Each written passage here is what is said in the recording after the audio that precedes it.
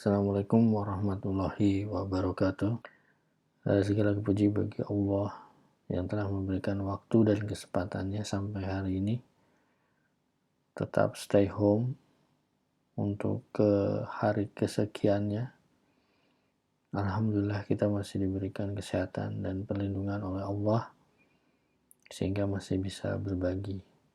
Salawat dan salam tentunya tak lupa setiap harinya, setiap detiknya kita sampaikan kepada Nabi Muhammad SAW beserta keluarganya.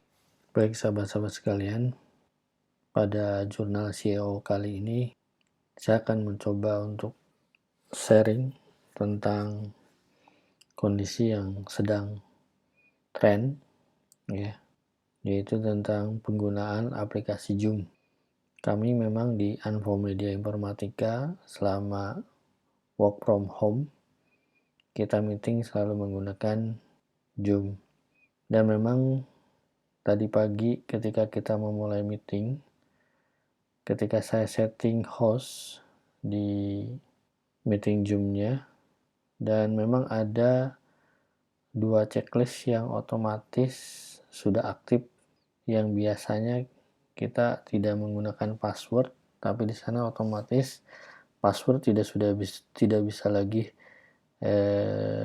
dinonaktifkan, tapi jadi wajib aktif. Jadi harus ada password. Kemudian sama juga checklist untuk waiting room itu sudah di lock juga. Ternyata memang ada isu dari keamanan.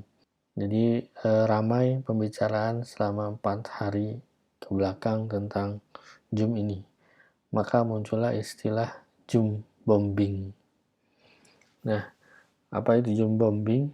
Kita akan coba gali dan kita share seperti apa sih Zoom bombing itu. Tentunya sebelumnya Zoom sangat membantu kita dalam berkomunikasi tentunya ketika jarak jauh. Kenapa menggunakan Zoom? Karena memang pertama dia free, ya, gratis, memang selama 40 menit.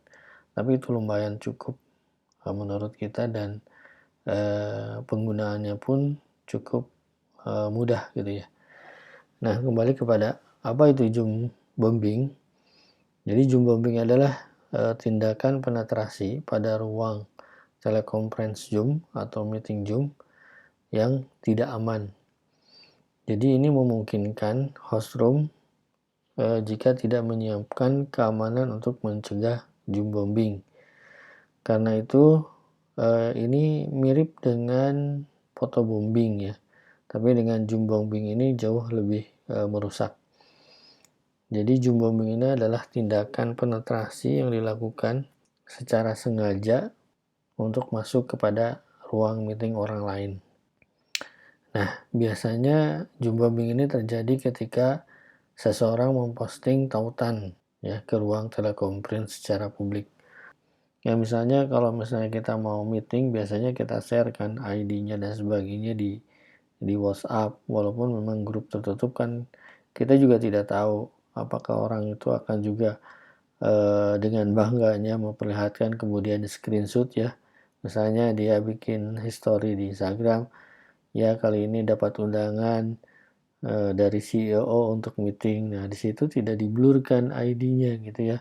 Nah, itu bisa dipergunakan oleh orang-orang yang memang nggak ada kerjaan atau memang inginnya untuk merusak gitu ya. Bisa aja dia masuk.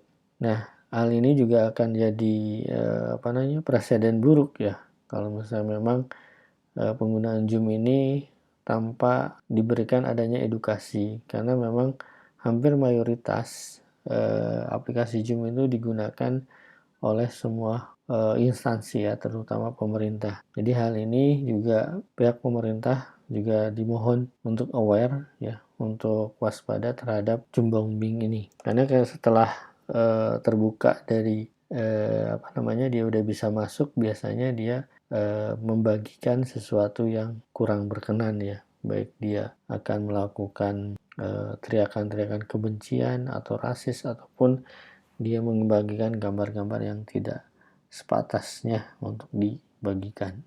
Nah, beberapa kasus Zoom bombing yang akhir-akhir ini yang mencuat ke permukaan adalah dialami oleh Jerry McCormick ya, yang mencalonkan diri sebagai wakil presiden Asosiasi Jurnalis Hitam di San Diego. Dia mengalami Zoom bombing ya, salah satunya. Jadi pas ketika dia pertemuan, dia melaporkan adanya agen jahat yang memperoleh akses pertemuannya dan mengklaim bahwa mereka bisa mengambil alih. Kemudian mereka mulai meneriaki penghinaan secara rasial dan membagikan konten porno. Nah, kemudian juga ada beberapa pertemuan, yaitu Alcoholic Anonymous atau AA juga mengalami serangan. Kemudian Business Insider melaporkan bahwa pengunjung tidak diinginkan ini memasuki room. Kemudian sama juga mereka meneriaki penghinaan rasial dan ras, juga untuk mendorong orang-orang di pertemuan untuk melakukan minuman. Kemudian ketika penyusup bisa disingkirkan, tamu asli yang ada di dalam ruang itu sudah lama meninggalkannya. Itu adalah beberapa kasus yang akhir ini terjadi pada Zoom bombing. Kemudian Zoom bombing juga terjadi pada kasus di sekolah ya, yang menimpa anak-anak sekolah atau siswa. Jadi terjadi di kalangan sekolah. Jadi mereka membuat di mana saspernya Discord atau diatur mengatur penggerebegan gitu ya. Kemudian meluncurkan pencuri data menggunakan server untuk menemukan dan berbagi tautan dengan undangan Zoom publik ya. Nah, maksudnya gini, ketika siswa tidak menyukai pada kelas tertentu, kemudian mereka mencari tahu atau mencuri tahu ID-nya, kemudian juga mencuri kata sandi dan melihat kapan sih waktu yang dijadwalkan pada meeting itu, tentunya dengan teknik mungkin menggunakan social engineering ataupun menggunakan phishing terhadap teman-temannya. Sehingga ketika kelas dimulai, para pembuat owner itu mereka masuk ke kelasnya, melakukan panggilan, kemudian dia bergabung dengan siswa-siswa yang lainnya, kembali mereka mendengarkan kata-kata kotor pada guru yang jadi hostnya waktu itu. Nah, hal-hal yang seperti ini mudah-mudahan tidak terjadi ya di Indonesia, karena menurut saya orang Indonesia itu baik-baik. Nah, seberapa mudah seseorang untuk melakukan Zoom booming ini, jadi Zoom bombing ya, bukan Zoom bombing.